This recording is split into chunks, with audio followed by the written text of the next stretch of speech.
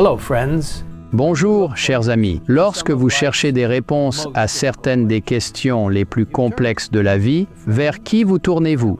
Vers des amis, des membres de la famille, des enseignants ou des pasteurs?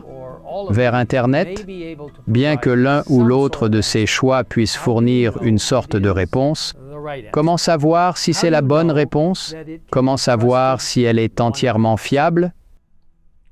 Dans notre monde actuel, de nombreux prétendus experts affirment avoir exactement la réponse dont vous avez besoin, et souvent celle-ci a un prix. Mais voici une merveilleuse nouvelle.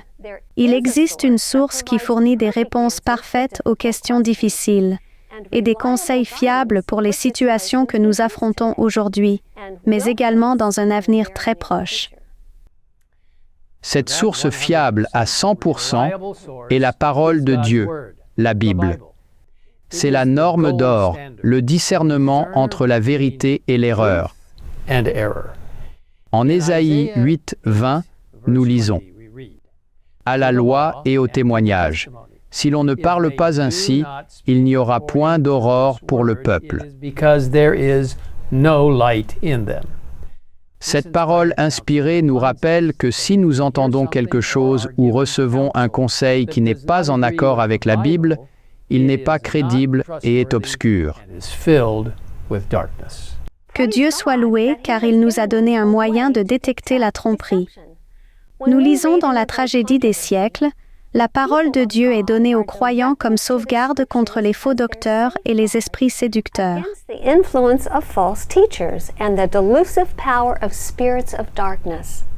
Parce que Satan sait que la Bible nous procure une sagesse et une direction divine, nous sommes avertis qu'il se sert de tous les moyens pour empêcher les gens de se familiariser avec les Écritures, dont les déclarations claires et précises dévoilent ses desseins.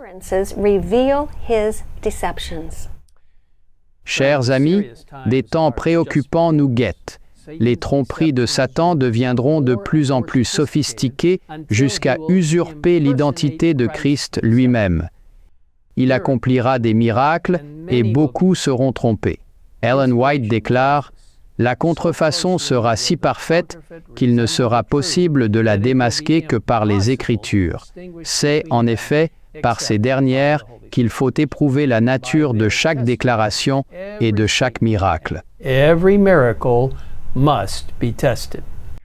Il est donc très important que nous comprenions les Écritures par nous-mêmes.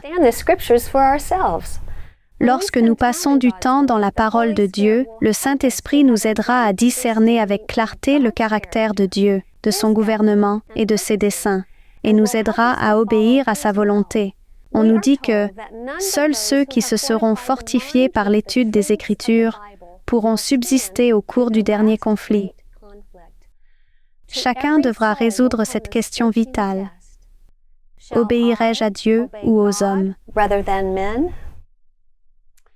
Dans sa miséricorde, Dieu donne toujours à son peuple les informations dont il a besoin pour se préparer à l'avenir.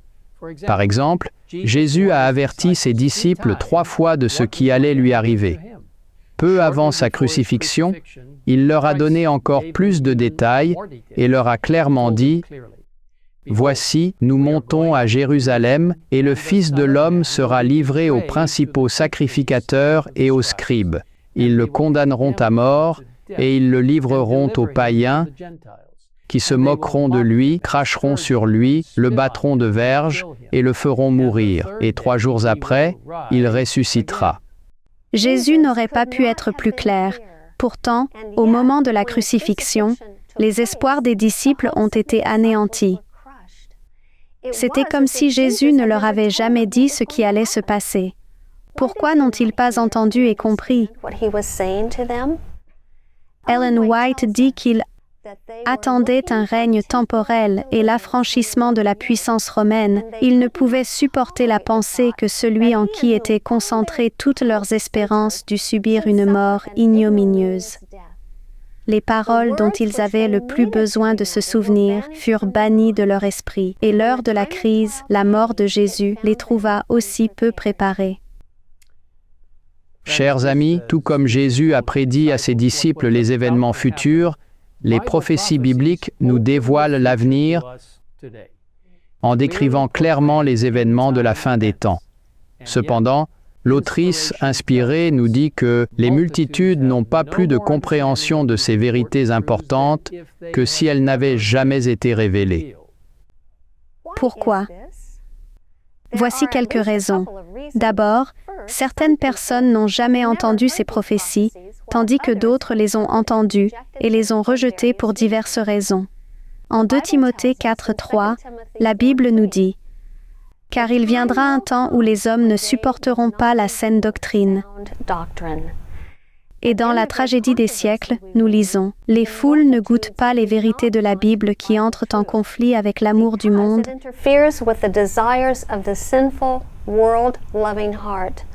Et Satan leur fournit les chimères qui leur plaisent. Mais voici la bonne nouvelle. La voix de Dieu continue de parler à travers sa parole. Ces prophéties sont vraies et nous avons la promesse que Dieu aura cependant sur la terre un peuple qui s'attachera à sa parole et qui en fera la pierre de touche de toute doctrine et le fondement de toute réforme. Dans notre prochaine vidéo, nous examinerons plus en profondeur pourquoi il est si important de comprendre les Écritures par nous-mêmes et comment le faire.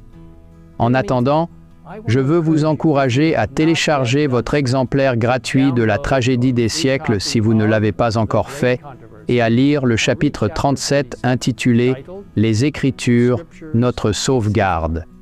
Le livre est disponible sur l'URL en bas de l'écran. Prenons un moment pour prier ensemble. Père céleste, merci pour la parole de Dieu. Merci de ce qu'elle est une ancre, un fondement. Merci de ce qu'elle est, oui, ta parole. Aide-nous à la prendre au sérieux, à adopter une approche réfléchie pour discerner pleinement tes intentions à notre égard dans nos vies personnelles et dans la vie de l'Église. Intentions for us in our personal lives and in the life of the church. Merci de nous conduire et de nous guider à travers ta parole et à travers les effets du Saint-Esprit. Au nom de Jésus, nous te prions. Amen. Amen. Amen.